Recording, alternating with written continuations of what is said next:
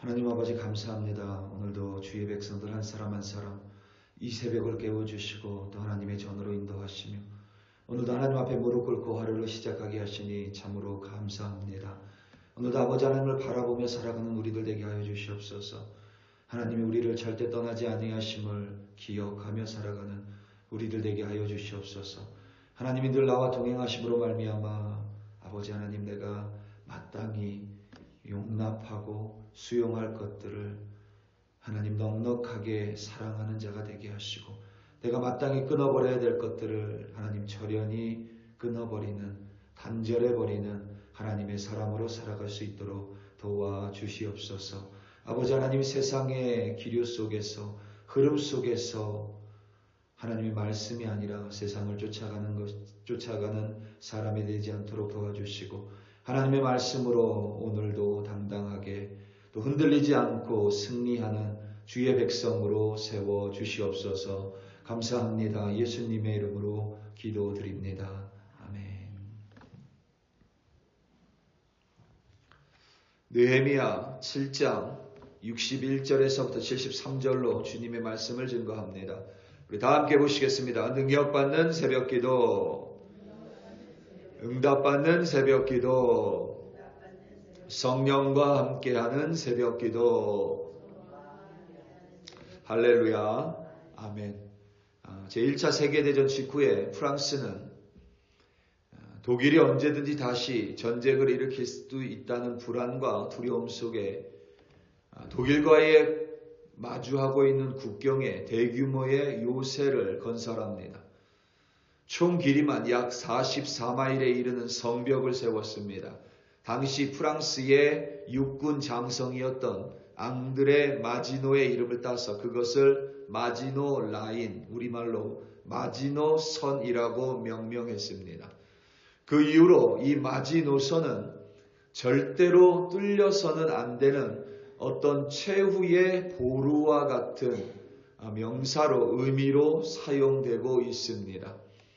비즈니스 협상을 하면서 상대방에게 이런저런 것을 내줄 수 있지만 이것만큼은 양보할 수 없다고 할 때 이것을 마지노선이라고 부릅니다. 혹은 다른 것은 다 포기해도 이것만큼은 이 협상에서 우리가 꼭 손에 넣어야만 한다고 할 때도 이것을 가리켜서 마지노선이라고 부릅니다. 어떤 사람이건 혹은 어떤 단체이건 그와 같은 마지노선을 누구나 다 가지고 있습니다. 이는 그리스도인들에게도 동일합니다. 우리는 분명히 서로 사랑해야만 합니다. 사랑해도 되고 안 해도 되지 않습니다. 하나님은 사랑이시기 때문에 보이는 형제를 사랑하지 못하는 바 보이지 않는 하나님을 사랑할 수 없다고 단언하셨고 내 몸과 같이 이웃을 사람을 사랑하라고 하나님의 말씀은 명확하게 증거합니다. 문제는 우리가 서로 많이 다르다는 데에 있습니다. 피차간 말하지 않아도 서로의 마음을 이해해 준다면 사랑이 별로 어려울 것 같지 않습니다. 그 정도가 아니라 최소한 내가 하는 말을 오해하지 않는다고만 해도 사랑하는데 조금은 용이할 것 같습니다. 하지만 사람은 정말 서로 다릅니다. 다르기 때문에 서로의 이해함도 말의 해석함도 서로의 합리적인 사고방식도 제각각 다릅니다. 이런 환경이다 보니 사랑할 때 어디까지 용납해야 하는지 종종 혼동이 되고 헷갈릴 때가 있습니다. 이는 비단 개인의 문제가 아니라 공동체, 교회, 나아가 기독교의 문제이기도 합니다. 한 교단의 총회장이 성도와 부적절한 장소에서 상담을 했습니다. 그런데 교단 기소위원회에서 증거 불충분으로 불기소 처분을 내렸습니다. 간단히 말하면 무죄 판결을 내린 겁니다. 더 황당한 사연은 그 총회장이 본래 심우하던 교회에 총회장 목사가 전별금으로 10억을 요청합니다. 그리고 교회는 9억 원으로 책정하여 재직회를 통과시켰습니다. 그런가 하면 동일한 교단 내에서 지난 수년 동안 요청해온 여성 목사도 아니고 여성 강도사 허용은 여전히 불가능합니다. 철옹성입니다. 그 교단 안에서의 마지노선과 세상이 기독교를 보는 마지노선의 격차가 많이 벌어져 있습니다. 비단 세상의 눈이 아니라 믿는 사람의 눈으로 봐도 어딘가 옳지 않은 그 교단의 마지노선입니다. 끝까지 품어야 할 것은 내팽겨치고 절대로 용납하지 말아야 할 것을 수용해버리는 모습입니다. 그 결과 사람들이 기독교에 가지고 있었던 최소한의 기대는 점점 더 무너져 내립니다. 오늘 본문은 포로지에서 귀향한 유다 사람들의 자손별 명단의 마지막 부분입니다.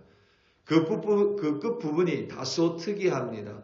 가장 먼저 제사장 그룹이 있는데 이들은 자신의 계보, 족보를 잃어버린 자들입니다. 분명히 제사장 집안이었음에는 틀림없습니다. 분명히 그들이 제사장 출신이었음을 의심하는 사람은 없습니다. 스스로도 그렇게 말할 뿐만 아니라 아마도 오늘 본문에 기록된 그들의 집안의 last name, 그러니까 성을 통해서도 분명히 누구나 다 확인할 수 있었으리라 추측합니다. 그런데 초대 총독 수룹바벨인데 그는 그런 족보가 없는 계보가 없는 제사장들을 제2에서 제외시켜버립니다. 제사장직에서 제외시켜버린 겁니다. 오늘 본문 63절에서부터 65절입니다. 제사장 중에는 호바야 자손과 학고스 자손과 바르실레 자손이니 바르실레는 길르앗 사람 바르실레의 딸 중에 하나로 아내를 삼고 바르실레의 이름으로 불린 자라.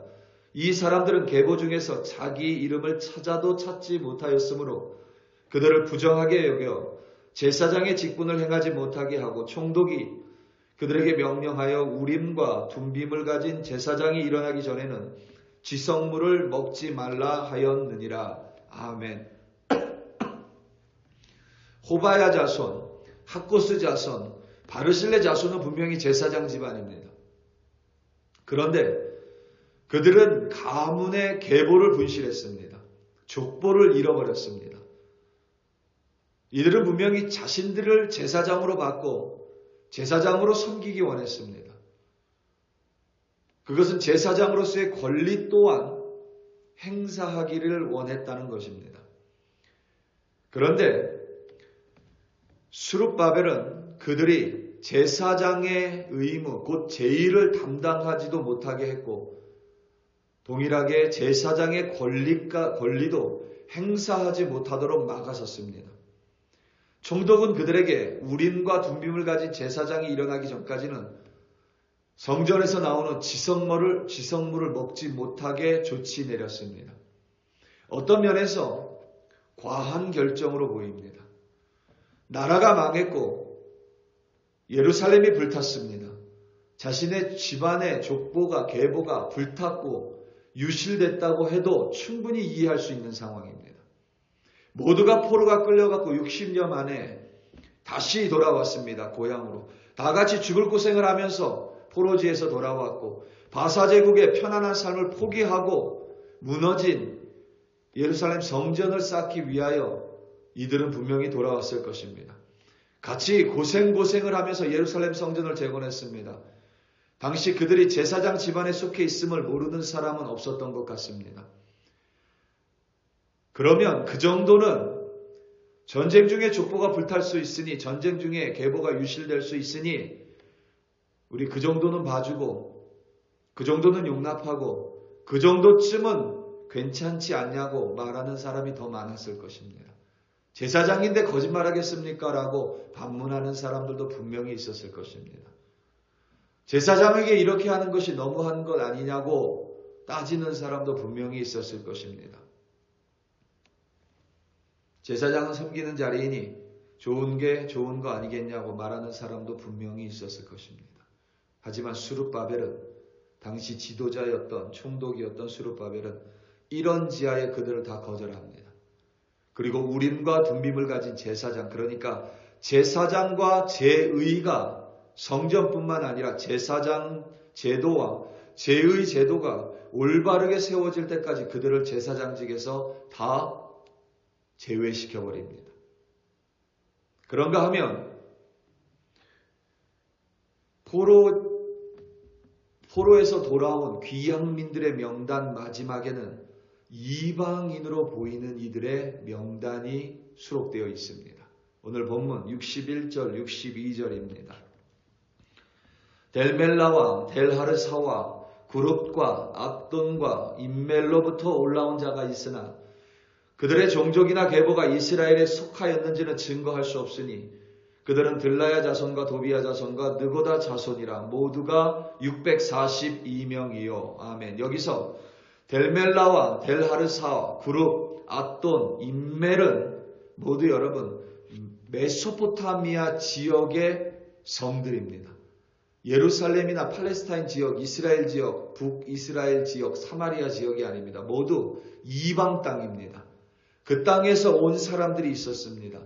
그들이 왜 왔는지, 그들이 이방인이었음에도 불구하고 여호와 하나님을 믿어서 왔는지, 아니면 한쪽은 유대인이고 한쪽은 이방인이었는지 전혀 알지 못합니다. 중요한 사실은 이들이 1차 포로 귀환할 당시에 다른 유대인들과 함께 예루살렘으로 돌아왔습니다. 그리고 같이 예루살렘 성전을 쌓아 올렸습니다.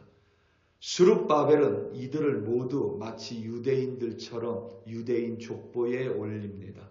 다시 말하면 분명히 이방인이었음에도 불구하고 그들이 포로지에서 같이 돌아오고 같이 예루살렘 성전을 쌓아 올리고 예루살렘을 같이 올렸기 때문에 이들 모두 유대인 명단으로 포함시킨 겁니다. 그러니까 분명히 이방인들이었지만 이제는 유대인들로 하나님의 언약 백성으로 하나님의 백성으로 용납하고 수용하고 받아들인 것입니다. 분명히 이들은 태생적으로 제사장 그룹들보다 더 낮다고 더 낮은 사람들이라고 비하할 수도 있었습니다. 하지만 이들에게는 용납의 손을 내밀었습니다. 그리고 그들을 받아줬습니다. 하지만 분명히 제사장 집안 출신임에도 불구하고 계보가 없는 자들은 제사장직에서 제사장직을 허락하지 않았습니다.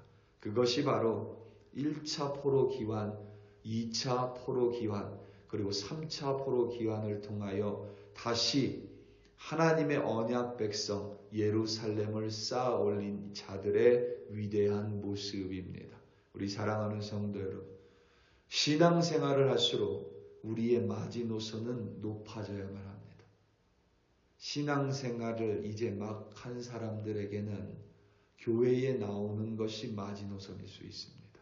주일 예배를 빠지지 않는 것이 마지노선일 수 있습니다. 그런데 신앙생활이 20년, 30년, 40년, 중직자 그리고 목회자들은 그 마지노선을 가져서는 안 됩니다. 그거보다 훨씬 더 높은 마지노선을, 영적인 마지노선, 그리고 윤리적으로 훨씬 더 높은 마지노선을 가지고 있어야만 합니다. 그것이 바로 하나님이 우리에게 원하는 모습입니다. 그리고 그와 같이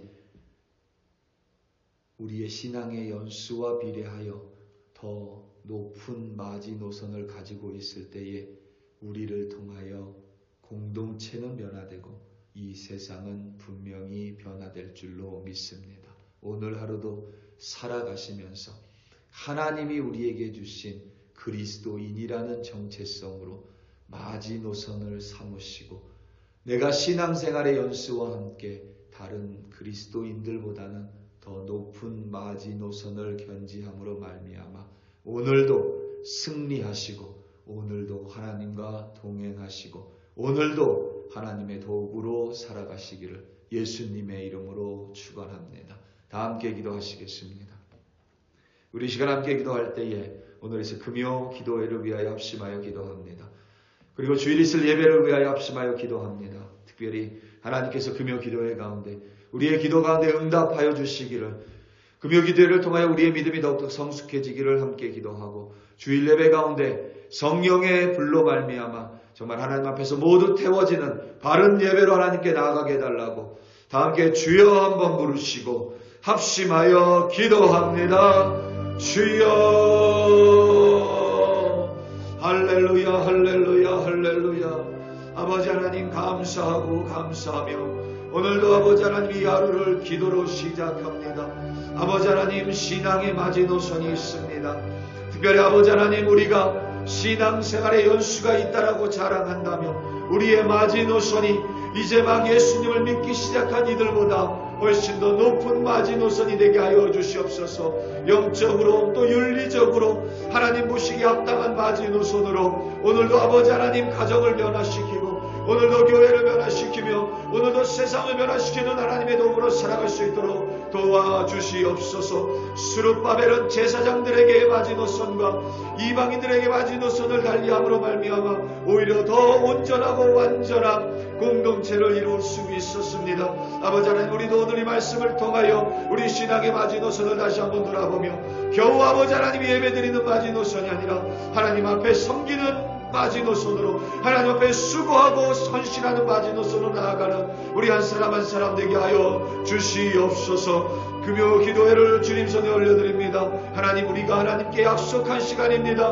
언약 서약한 시간입니다. 아버지 하나님 기도회를 통하여 하나님 만나게 하시고 살아있는 하나님 앞에서 우리의 믿음이 성장하는 거룩한 금요 기도회로 인도하여 주시옵소서. 주일 예배를 주님 손에 올려드립니다. 섬기는 이들을 기억하여 주시옵고 주일 예배 가운데 성령의 불로 말미암아 모두 태워져 없어지는 거룩한 예배로 인도하여 주시옵소서. 할렐루야 할렐루야. 아버지 하나님 감사하고 감사합니다.